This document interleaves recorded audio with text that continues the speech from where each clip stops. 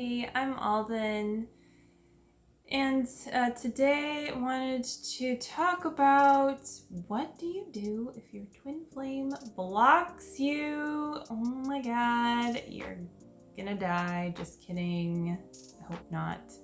Go seek medical attention if that's the case. But anyway, so what do you do if maybe like you told your twin flame that you love them, or that it's always been you in in your heart of hearts, and it's always been like you've always been together, and you're the one for them, and they're like, who's this crazy person? I'm gonna block you. And you're like, oh my god, my twin flame thinks that I'm a crazy person. Am I crazy? And all of these things. Well, guess what? That's not gonna help you get unblocked, because you're just playing into the illusion. Now, like, before I go any further, there's of course a chance that this person is not your twin flame, and I think that like it could be a false twin flame, but you won't know. Like, if you just need to keep following the feeling and being on the twin flame journey, and I suggest working with an Ascension coach for like really taking you all the way there. But well, my point is in saying that is really that, like, you want to be careful with how you handle a situation. Like, you don't ever need to disrespect someone's boundaries that you haven't established that kind of rapport with. Not that you should really ever disrespect, I guess, someone's boundaries, but of course sometimes your twin flame is going to say things and you're going to have to circumvent them, or interrupt their pattern somehow. So you can't always completely respect a boundary that's not, a boundary that something that's placed in love is good and there, but something that's an illusion, you don't respect an illusion essentially. But that being said, you also don't need to take it to such an extreme where you're putting yourself in a precarious situation, right? Like, if you're blocked or something like that, it's probably time to go within and do some inner work. And it doesn't mean never reach out to your twin flame again, but it does mean it's mirroring something to you. And chances are that you're upset that you're blocked.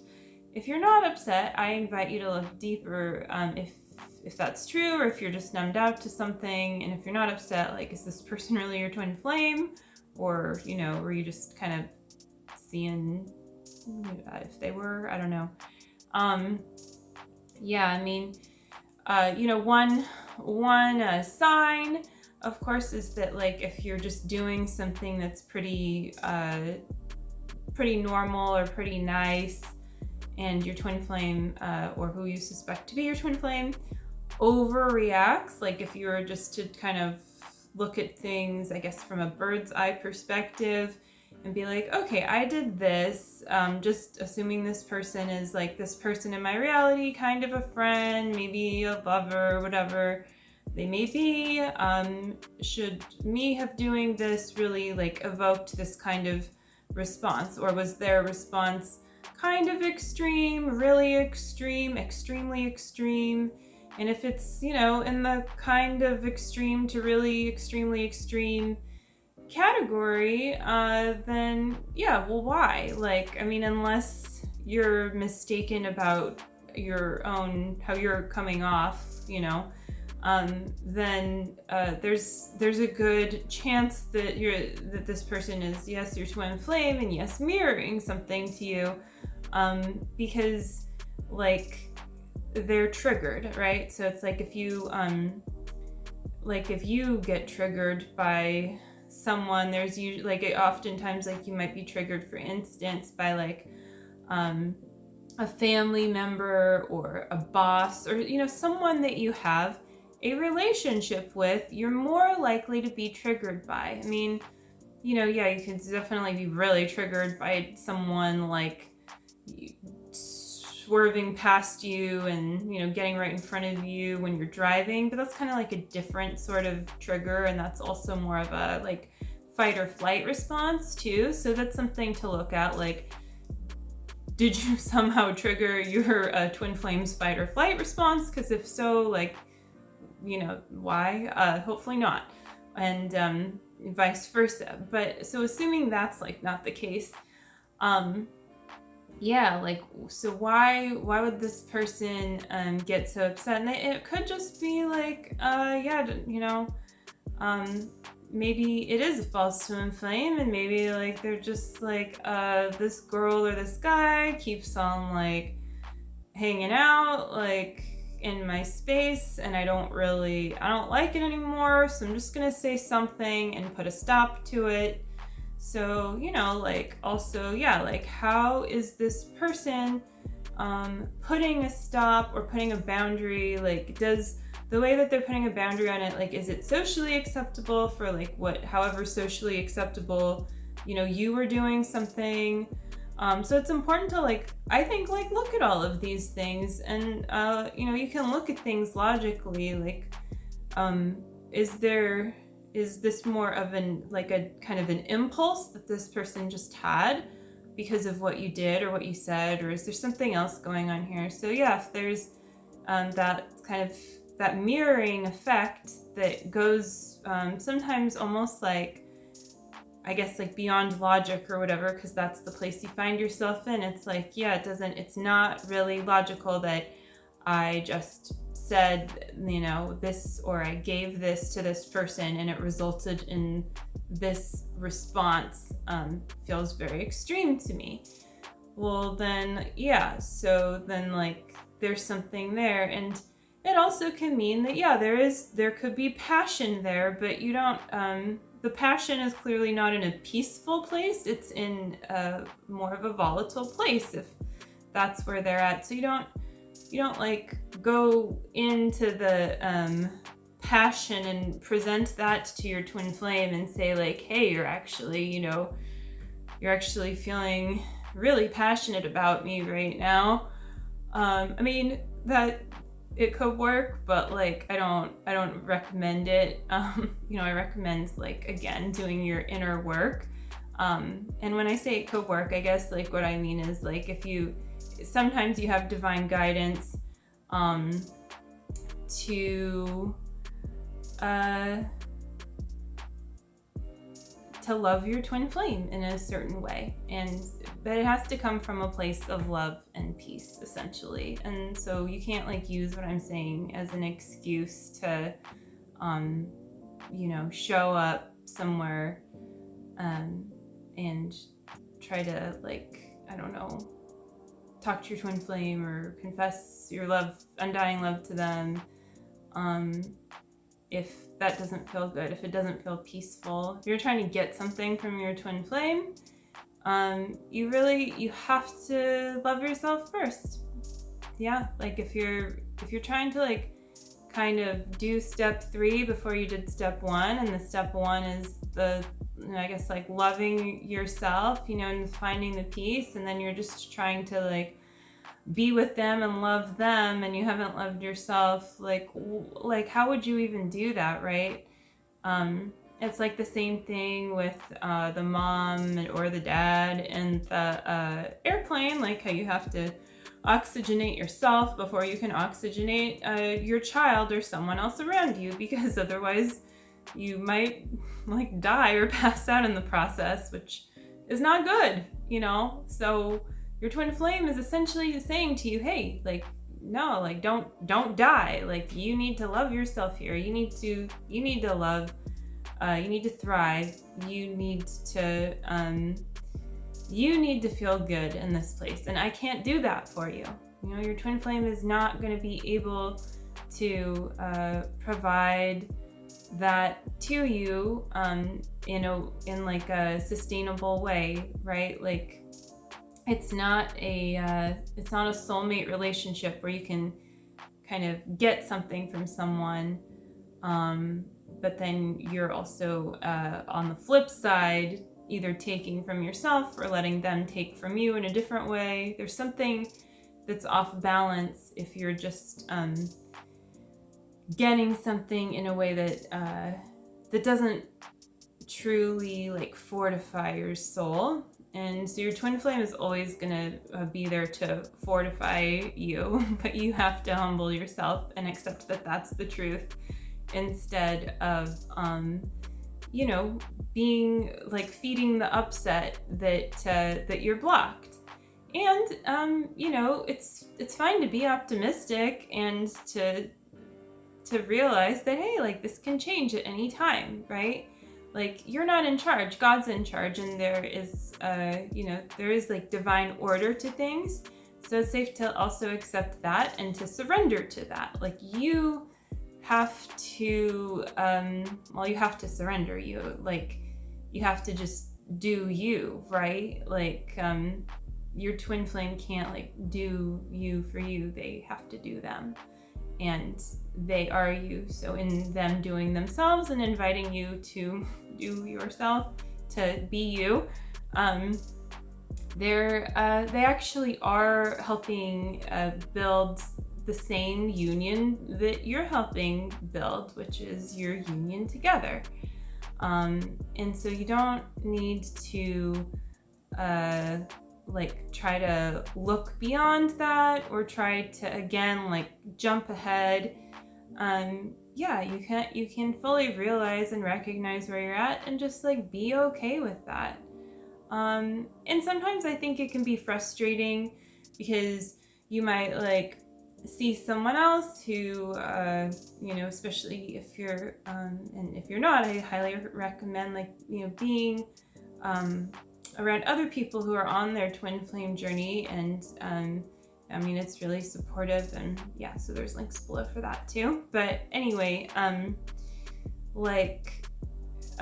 you can't compare your journey to another's journey. So it's like, oh, this person they got unblocked, but they were like kind of talking all crazy the other day, like about their twin flame, and I'm just like over here being real steady, working on my life purpose, doing really well, and nothing's happening with my twin flame. So am I doing something wrong? Or is my union gonna be some huge production or whatever it might be?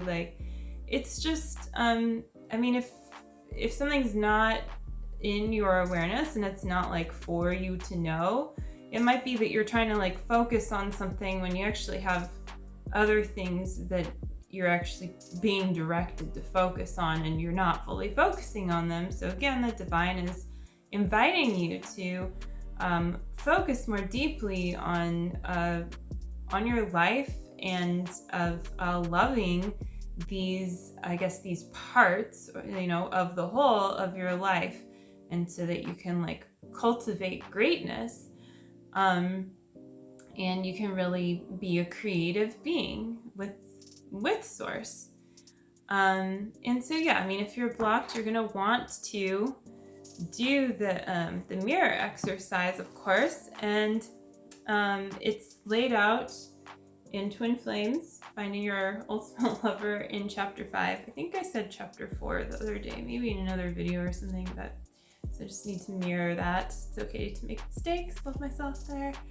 But anyway, so there's 4 steps, and it's a really nice, juicy, thick chapter.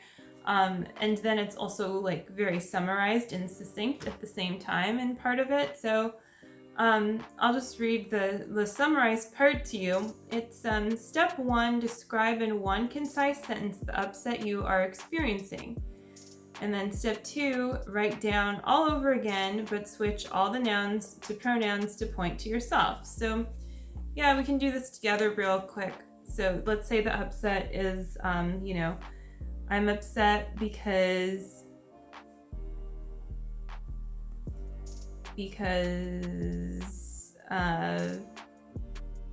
my twin flame blocked me and won't talk to me. Okay, so write the sentence all over again, but switch all the nouns to pronouns to point to yourself, okay? I'm upset because I blocked me, or I guess myself would be better sounding, myself, and won't talk to myself. Okay. Step 3, ask yourself, is there any truth to this statement? And the answer is always yes. Well, why is the answer always yes?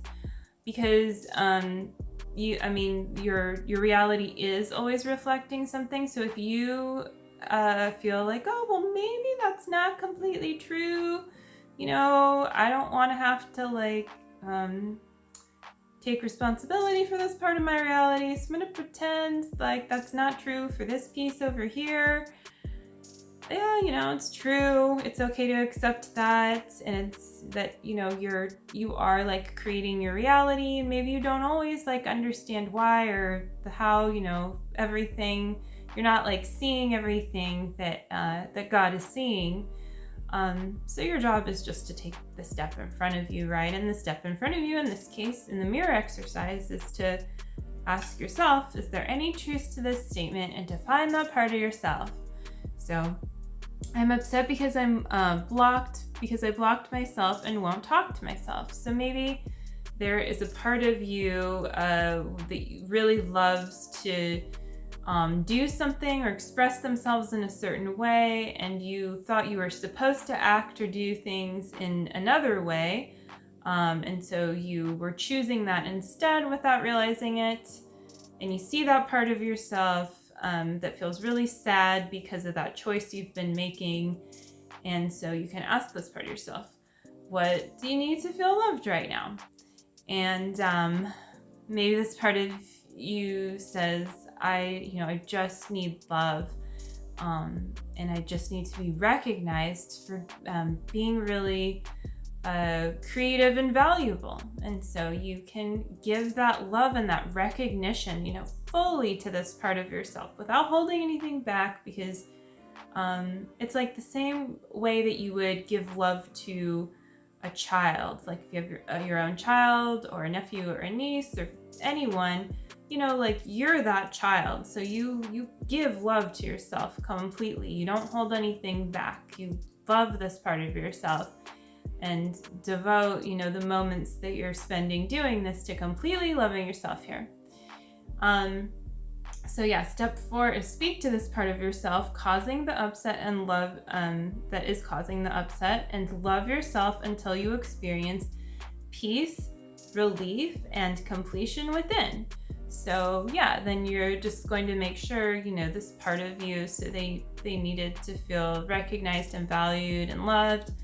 So, you make sure, is there anything else that you need to feel loved, or maybe you already can tell that this part of you feels all loved up and is ready to reintegrate into you.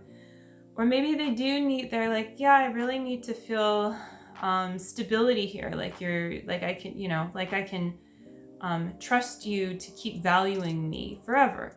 So you give that to them, until it feels really peaceful and complete in this place. In this specific place, and then you can bring that part of yourself back completely into the light in your heart, if that works for you to visualize that and see a bright light ray coming out of your heart that's a certain color, or a white light, and just this part of you is melting back into that. I like visualizing that sometimes when I'm doing this. And then I guess I can stop holding this book now. it says do the visualization exercise to further this healing if need be. And that's kind of what I'm describing basically. So yeah, then you just reintegrate this part of yourself, and then you can even visualize after that love, that loving light that's reintegrated, really lighting up your whole being and circulating. And as that's integrating back into you, you're giving back to yourself that love that was, in an illusion, caught in an illusion of separation. And you did the good thing, and you you loved that part of yourself, and you rescued yourself. So, you can give yourself a pat on the back for that. And whether or not you get unblocked from your twin flame, like, the point is that you feel better, right? Not that you have a certain expectation met. I mean, yeah, like, at some point things are gonna work out. You don't always know how, but something's gonna work out. But like, you don't get to control that. You just get to love yourself and heal what's being presented to you. And healing really just means realigning, because the truth is that you are already healed. Like, in truth, so you're just realigning all of that back into its original place. Like, if you've ever seen Return to Oz, I think I've talked about this before, and I'm sure it's in Oz books, like, but in that movie, the Emerald City is like completely destroyed, and then at the end, like, everything comes back to life, like it was all turned to stone. And it's kind of like that, like, it was never really like gone or lost. It was just a matter of like restoring that to its original state. And that's heaven on earth, is like bringing that heaven back to yourself, right? Like, in your heart, like restoring your full self there. And that is restoring your twin flame union as well, and harmonizing you and your twin flame together, and like going deeper into realizing the complete perfection there. And so that perfection is going to, of course, lead you to being, instead of blocked by your twin flame, being with your twin flame. So yeah, I hope you found this video helpful. And I've got all the links below if you'd like to check them out. And definitely leave any comments if you have any questions or thoughts about other videos you'd like to see. And I will see you again real soon. Take care.